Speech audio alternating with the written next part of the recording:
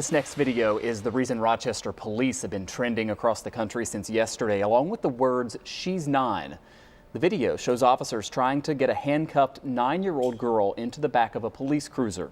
Investigators say she was suicidal and trying to run away from home. Police say when she wouldn't put her legs in, they pepper sprayed her and then closed the doors.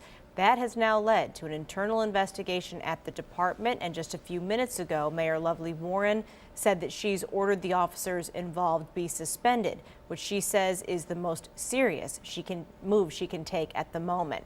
And many people are naturally asking why police took charge of what seems like a pretty clear-cut mental health situation. After all, the city just last week launched a person in crisis team to handle those types of calls. The mayor explained yesterday that this was an initial call of family trouble, but there also included the possibility of a stolen car, and she says that is why this warranted a police response. Let's talk through this with local attorney John Elmore, who joins us live right now. He's also a former state trooper and prosecutor. We really appreciate your time, John. Thanks for joining us. And thank you for having me. Yeah, we appreciate your perspective, and you've seen the video, and we're just wondering about your thoughts on how police initially described this, that the officer was, quote, required to pepper spray this girl. I think that's terrible. It's one of the worst cases of citizens abuse that I've seen in recent years. You have a 9-year-old child that should have been treated like a child. The child was in obvious mental distress. Mace or pepper spray is supposed to be used as a defensive tool to protect police officers from harm. Here it was used as an offensive tool to punish the child. You saw police officers who were manhandled that child, they handcuffed the child when the child was in need of help and assistance. In my opinion, the officers some of them should be charged criminally with endangering the welfare of a child, with assault in the 3rd degree. They should be reported to Child Protective Services for child abuse and placed on the state register for child abuse, in addition to fired and sued civilly in federal court. John, the police chief and the mayor both spoke at length at a news conference yesterday, and then there was another news conference with the union representing Rochester Police. I want to listen to just a little bit of what the head of that union had to say about the officers. What we need to do is change a lot of things, but those officers in those scenes, they broke no policy. There's nothing that anyone can say they did that's inappropriate.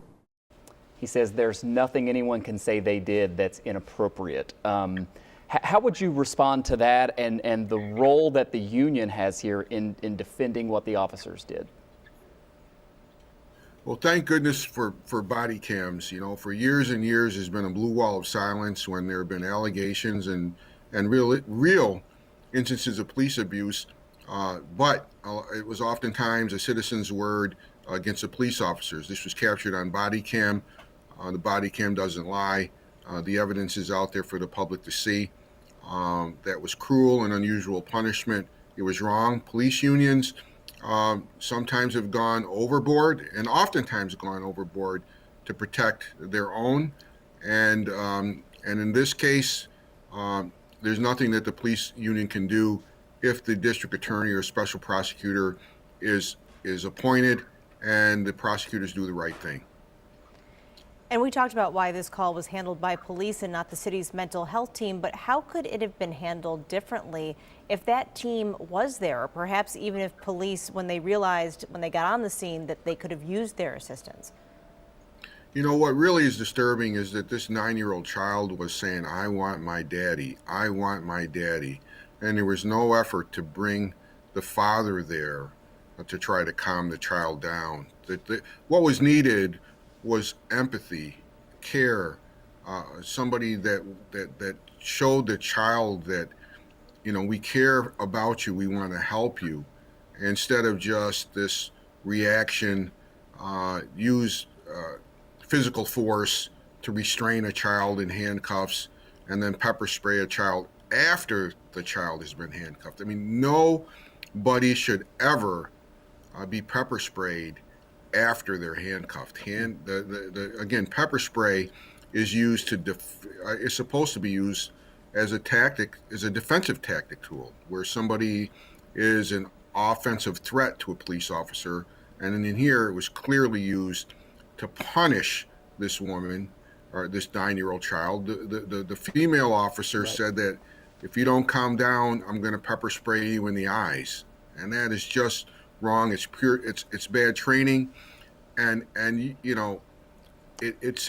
I don't think that this is the first time that officers would act so. These particular officers would act so such outrageous behavior with callous disregard for the health and safety of the public. It's probably been a pattern.